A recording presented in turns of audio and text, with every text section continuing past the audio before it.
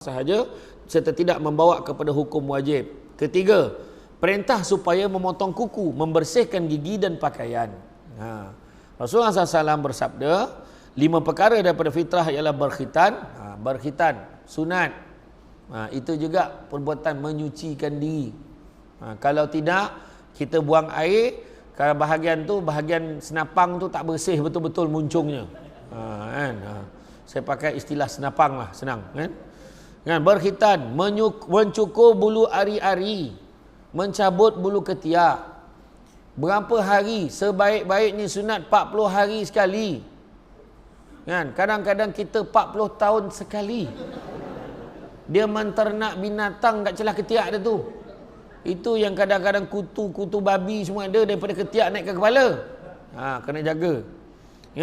Bulu ari-ari, mencabut bulu ketiak, memotong kuku dan menggunting misai. Trim misai tu. Baru-baru ni ramailah. Sebab yang masuk korban, ambil sunatnya tu daripada 1 Zulhijjah. Dia tak potong kuku, dia tak bercukur, sampailah binatang sembelihannya disembelih. Hadis riwayat Bukhari dan Muslim. Imam Ibn Hajar Al-Asqalani menyatakan, bilangan disebutkan itu tidak terbatas sebanyak itu sahaja, kerana datang dalam hadis dan bilangan yang lain. Sabda Rasulullah SAW lagi, sekiranya tidak membebankan umatku, aku akan memerintahkan mereka supaya bersugi setiap kali bersolat. Tengok, bersugi, mencuci ni setiap kali bersolat. Menurut riwayat lain daripada Imam Ahmad pada akhir hadis tersebut, ketika setiap kali berwuduk, Imam Badr Ad-Din Al-Aini menyebut bersiwak ini kerana memperolehi redha Allah, kerana beramal dengan sunnah Nabi. Selain daripada bersiwak ini juga dianggap sebagai mukadimah dalam ibadah kerana dilakukan sebelum berwuduk. Firman Allah Subhanahu Wa Taala, dan pakaianmu maka hendaklah engkau bersihkan. Surah Al-Muddathir ayat yang keempat. Menurut Imam Al-Badawi, bersih pakaian ialah bersih daripada najis-najis, kerana sesungguhnya membersihkan itu adalah kewajipan sebelum beribadah. Sabda Rasulullah SAW kepada para sahabatnya, kamu akan berjumpa dengan sahabat-sahabat kamu. Tengok, dia kata, kamu akan jumpa dengan sahabat-sahabat kamu akan jumpa orang lain. Maka perkemaskanlah peralatan dan pakaianmu hingga kamu dikenali di kalangan orang ramai. Maknanya kau tahu kau tu orang. Ini dengan tak bersih dia tu, sehat ke tak sehat tu. Kalau orang itu dia memang tak betul, dia 9, tahu 9, tak cukup 1 nak jadi 10. Dia ada short. Dia berjalan tepi-tepi dengan dia tak mandi, dia tidur tepi longkang, dia makan benda-benda dekat tong sampah, menyebabkan bau dia memang bau yang tidak bersih. Jadi nak berkenalkan kita tu kenal, oh tu kawan kita. Nampak tu pakaiannya kemas. Nampak mukanya riak, mukanya bersih. Jadi mana kata supaya kamu dikenali di kalangan orang ramai, sesungguhnya Allah tidak suka kepada perkataan dan perbuatan yang keji dan keterlaluan. Hadis riwayat Abu Daud. Imam Abadi mensyarahkan ibarat qadimun alal ikhwanikum, bermaksud ketika masuk ke negara dari sebuah permusafiran untuk tujuan menziarahi kenalan. Maksudnya tadi berjumpa dengan orang, tak kira pergi ke mana-mana, kita keluar daripada rumah, kita jumpa orang jauh dekat, bila kita jumpa kita kena jaga kebersihan dan perkemaskan diri kita. Firman Allah SWT, Allah mengasihi orang-orang yang banyak bertaubat dan mengasihi orang-orang yang sentiasa mensucikan diri. Surah Al-Baqarah ayat 222. Makna kata, membersihkan diri ini bukan hanya di segi zahir, tapi juga secara maknawi, secara batin. Bersihkan diri daripada sifat-sifat yang tidak baik. Kadang-kadang masuk dalam masjid, ada sifat-sifat yang tidak baik, kadang-kadang ada. Dia nak tunjuk-tunjuk dengan orang, dia paling baik sekali. Atau dia datang tunjuk dengan orang, dia paling banyak mengaji. Contoh. Tapi kita tak tahu. Janganlah pula kita tu mengaji tu nak tunjuk lah tu. Kita tak tahu hati orang. Tapi kadang-kadang ini peringatan untuk diri masing-masing. Itu sebabnya kita kena buang perasaan. Tamak, buang. Perasaan sombong. Sombong tu pula pecah pada 3. Ujub, riak, takbur. Dan juga dengki. Dengki bahasa Melayu, bahasa Arabnya hasad. Punya teruk di Malaysia ni dua-dua pakai. Hasad, dengki. Jadi bila ada ketiga-tiganya itu, lengkaplah penyakit hati yang sangat teruk sekali. Jadi nak buang 3 penyakit ni. Tamak, sombong, dengki. Nak buang ni dengan satu vaksin. Vaksinnya itu, vaksinnya adalah SYU. Vaksin SYUKUR. Syukur. Kalau syukur, kita takkan tamak. Kalau syukur, kita takkan sombong. Kalau syukur, kita tidak akan dengki, insya-Allah. Dengki samalah artinya seolah-olah kita mempersoalkan apa yang Allah dah tentukan untuk orang lain. Kita marah dia jadi wakil rakyat. Kita pertikaikan keputusan Allah, dia jadi wakil rakyat. Kita tak puas hati dia jadi ketua kaum, maka kita sebenarnya mempertikaikan keputusan Allah mengizinkan dia jadi ketua kaum. Kita tak puas hati dia jadi pengarah, kan? Pahal pula dia jadi pengarahku, kan? Makna kita mempertikaikan apa yang Allah dah tentukan rezeki untuk dia. Paling senang, cuba kalau kita Allah rezekikan dapat sesuatu, kemudian orang pertikaikan. Apa yang kita rasa? Tentu-tentu kita kecil hati. Itu sebab perasaan itu adalah perasaan yang tidak baik. Bersihkanlah, sebab dia boleh mengotorkan jiwa kita. Jiwa, hati dan sanubari boleh jadi kotor. Tengok drama-drama, ambil pengajaran. Jangan dihukum lelaki semuanya sama dalam cerita perempuan itu. Jangan. Kan? Orang perempuan bersihkan hati. Ini hanya drama, rekaan semata-mata. Tak ada kena-mengena dengan hidup dan mati. Kan? Iya. Adakah semua lelaki macam tu? Tak. Kita tengok dalam watak-watak perempuan tu, jahat betul mak mentua dia. Kerasnya tak ada cerita tu. Jahat betul mak mentua dia. Masa tu kita tengok kan. Adakah semua mak mentua macam tu? Tak. Kita tengok bapaknya jahat betul buatkan anaknya. Adakah semua bapak macam tu? Tak. Tapi ambil pengajaran daripadanya. Ambil pengajaran daripadanya. Kan? Allah mengasihi orang yang bertaubat dan mengasihi orang-orang yang mensucikan diri. Imam Al-Qurtubi menakalkan daripada Atta' bahawa orang-orang yang mensucikan diri ialah yang bertaubat daripada dosa dan syirik, manakala orang yang membersihkan diri dengan air daripada hadas dan junub. Islam menganggap bersuci itu sebagai sebahagian daripada iman. Ini diterangkan dalam sebuah hadis Rasulullah SAW bersabda, bersuci itu adalah antara ciri-ciri keimanan. An-nazafatu minal iman. Kebersihan itu sebahagian daripada iman. So sebabnya janganlah kita menggambarkan kita Islam, tapi kita tak bersih macam mana. Tu sebabnya kalau kita pergi rumah orang pun, nak tahu bersih tak bersih, tempat mana kita nak nilaikan? Dekat mana kita nak nilaikan? Tandas. Betul? Ramai orang cakap tandas.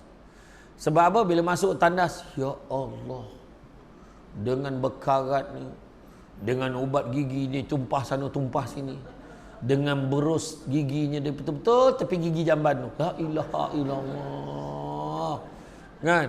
Lepas dengan tutup toiletnya dekat bawah ni. Ya Allah, hai, kadang-kadang dengan dindingnya, dengan melekat-lekat tahapu warna hitam, merah, kuning semua ada. Ini apa benda yang melekat kat ni? Pak, orang pertikaikan. Tapi ada satu masjid tu, dia buat bilik air dia sampai bilik air tercantik di Malaysia. Dalam bilik air ada wifi, ada TV, ada radio. Dahsyat betul. Macam mana tu? Ada satu rumah orang kaya saya pergi, pusing dengan singki tu, menyala-nyala lampu singki tu. Ada lampu dekat kepala tu. Lupa kita buka air.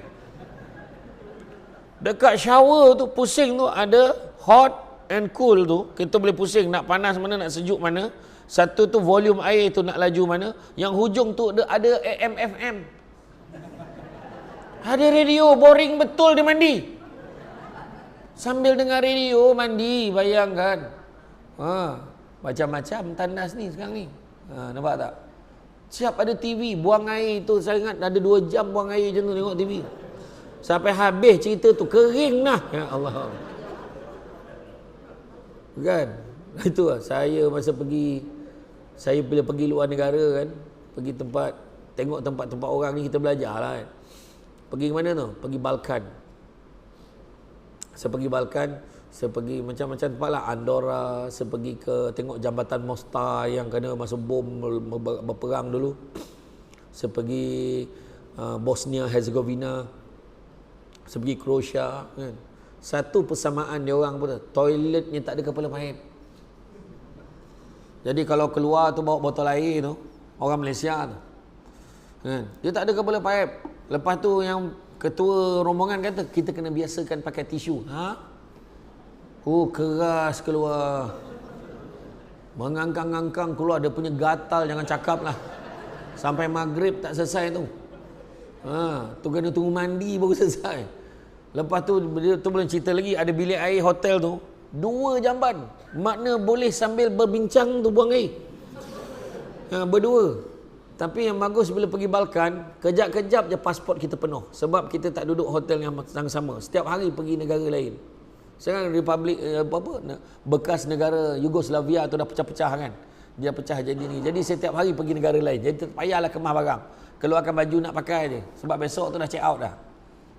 Jadi memang siapa yang belum pergi Balkan lagi, boleh pergi Balkan. Pergilah. Bagus tengok. Tempat-tempat ni, bekas-bekas tempat perang ni semua. Cantik betul. InsyaAllah kalau pergi dengan saya bulan, tengoklah hujung tahun nanti kita check. Ini bukan promote tau, lebih kurang macam tu.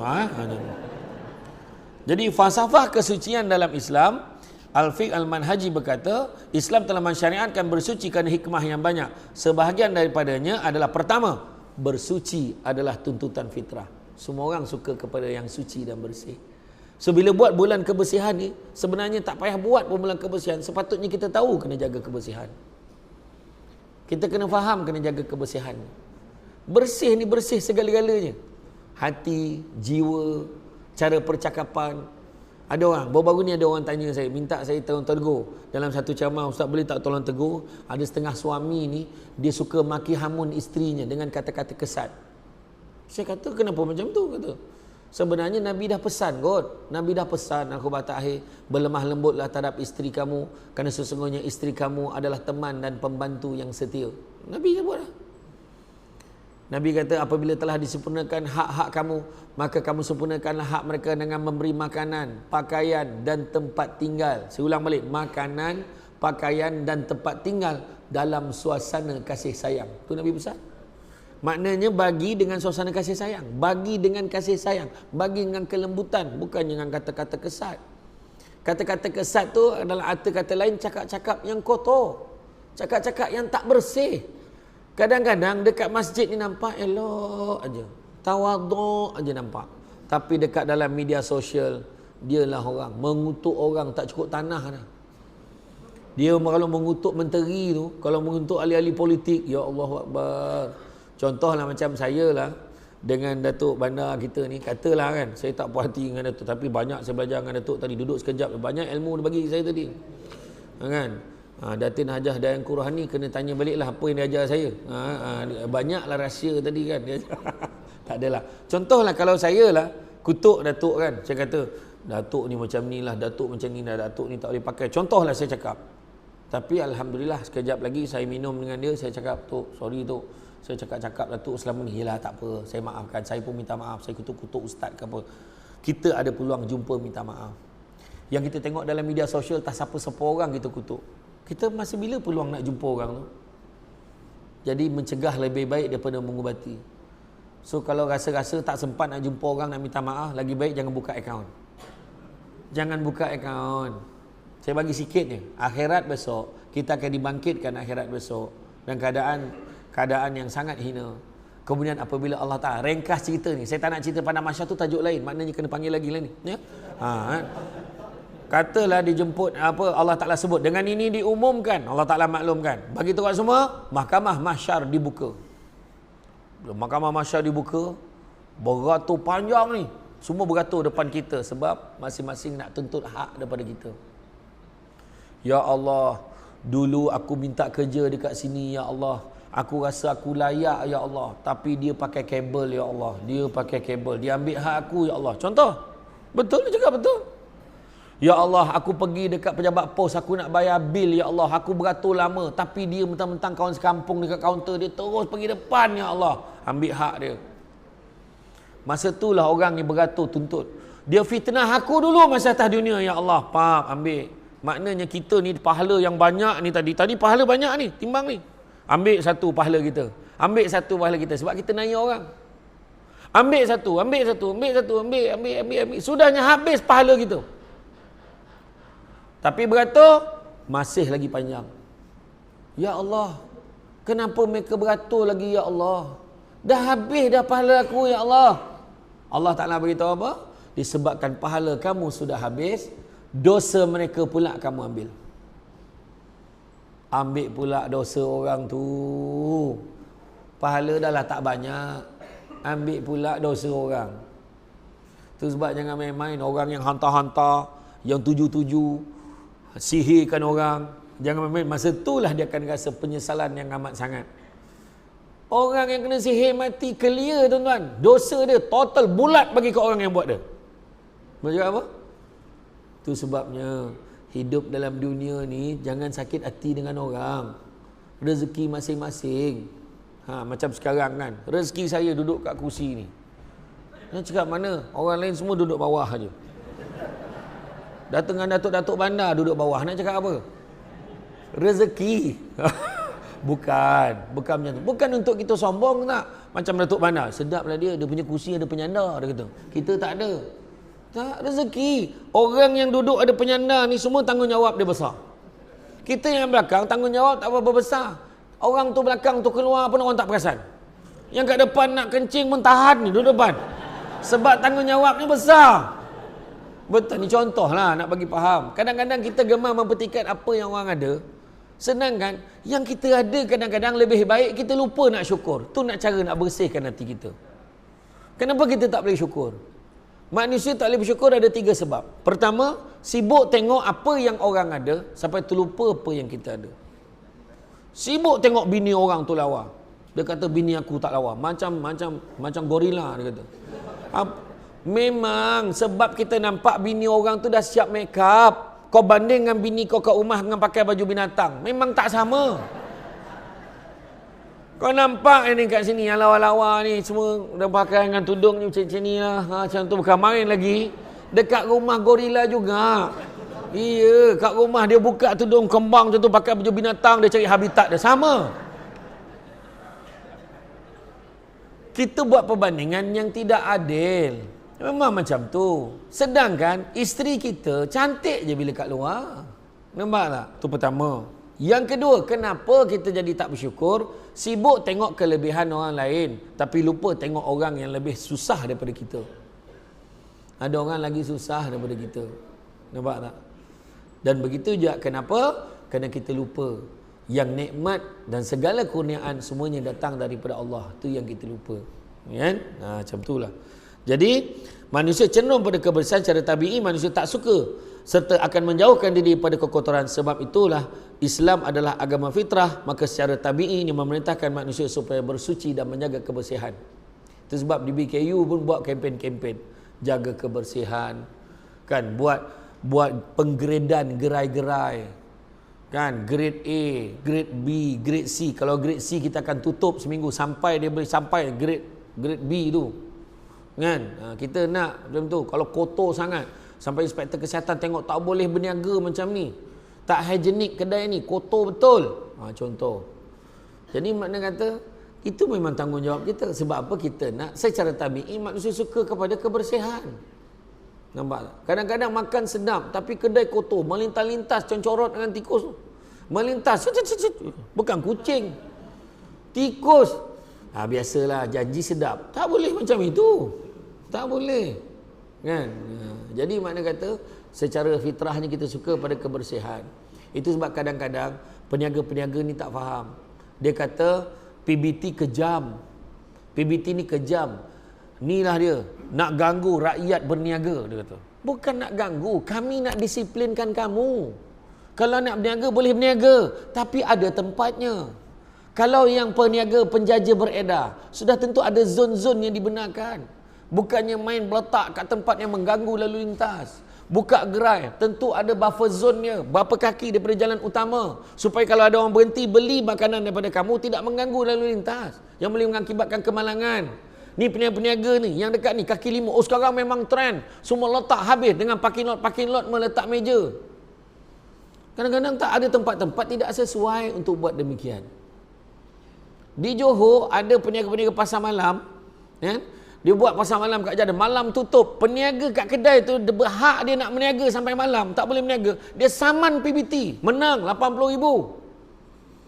Kerugian kedai runcit ni sebab pasar malam buka depan. Bukan senang-senang buat pasar malam. So kena fikir. Kan? Oh ni, kereta laju depan rumah, dia kata. Kami suruh minta DBKU buat bonggol. Berapa banyak PBT kena saman? Kena saman dekat mahkamah. Sebab buat bonggol mengakibatkan kemalangan. Sebab bawah atap pengangkutan jalan tak boleh letak apa-apa halangan, kon ataupun kain rentangan dekat tengah jalan. Tak boleh. Come on man, I'm a legal advisor, you know. Sebab kita nampak senang je. Tak apa, buat bonggol. Melambung orang. Dah lah hari pertama itu aku naik van, melambung aku. Ya Allahu Akbar. Ya, kadang-kadang tu kena hati-hati. Jadi bukan salah bonggol, bukan salah buat laju. Sikap kita dalam kawasan taman perumahan dulu kita ambil lesen kereta. Masa ambil kelas teori dulu. Yang nak kena lulus tu kalau nak dapat 44 ke 42. Masa saya tu 40, lepas tu sekarang 44 ke atas kan. Nak lulus dapat L tu 44 ke atas. Salah satu tu kalau masuk ke kawasan taman perumahan, apa yang perlu kita lakukan? Bawa perlahan, kena bimbang kalau ada kanak-kanak melintas, kanak-kanak bermain, ada penduduk-penduduk yang sedang berjalan kaki. Betul, itu kemungkinan dia.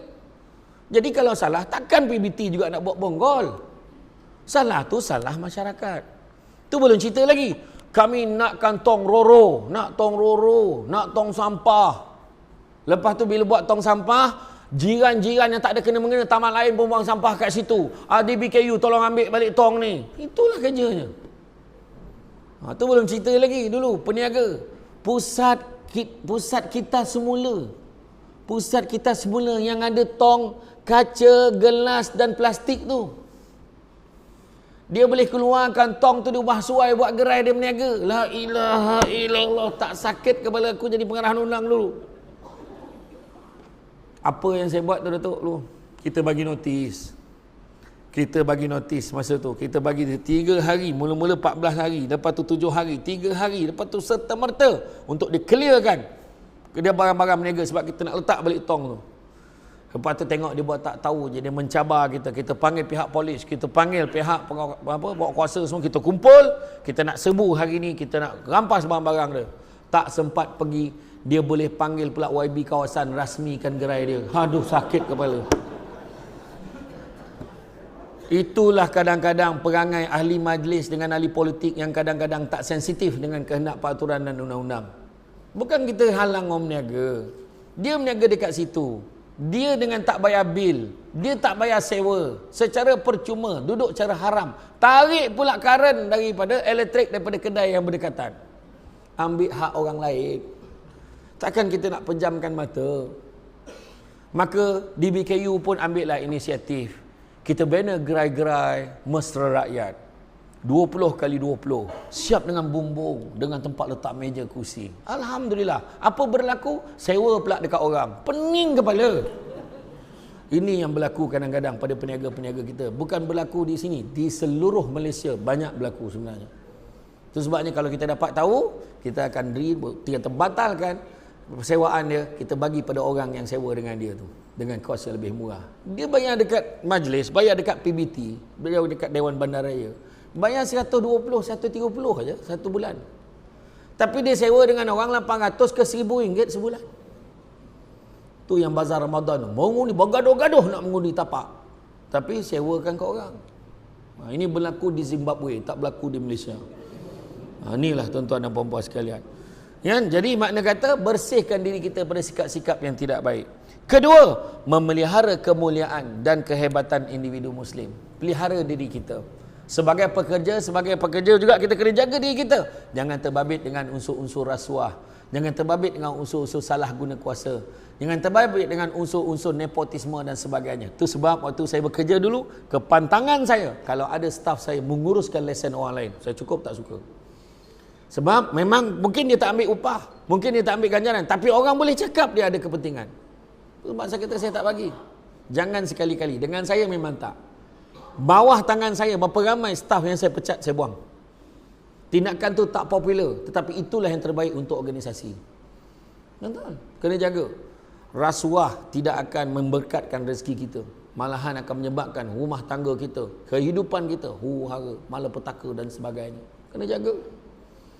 Kan? Orang kaitkan PBT ni terdedah dengan unsur-unsur yang tidak baik. Maka kebersihan ni termasuk juga dengan etika, moral, akhlak kita. Itu juga ada merupakan nilai-nilai yang perlu bersih dalam diri kita.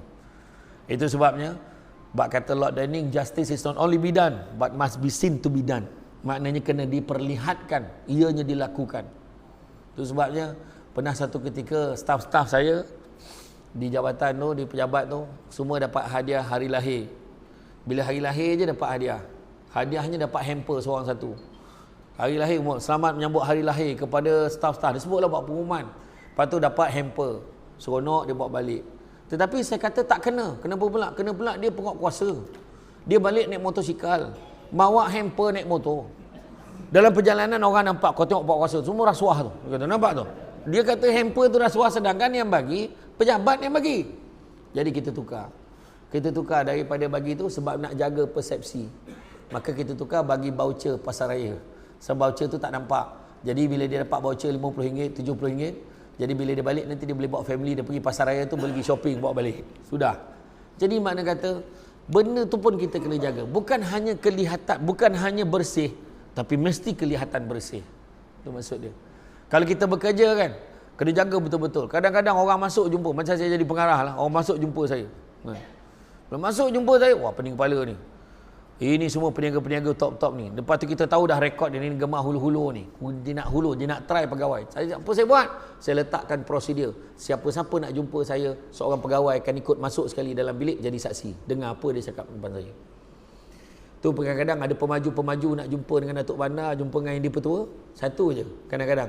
Okay, siapa yang free? Kau 3 orang ikut. Ikut Datuk. Ikut Datuk Bandar pergi meeting dengan pemaju.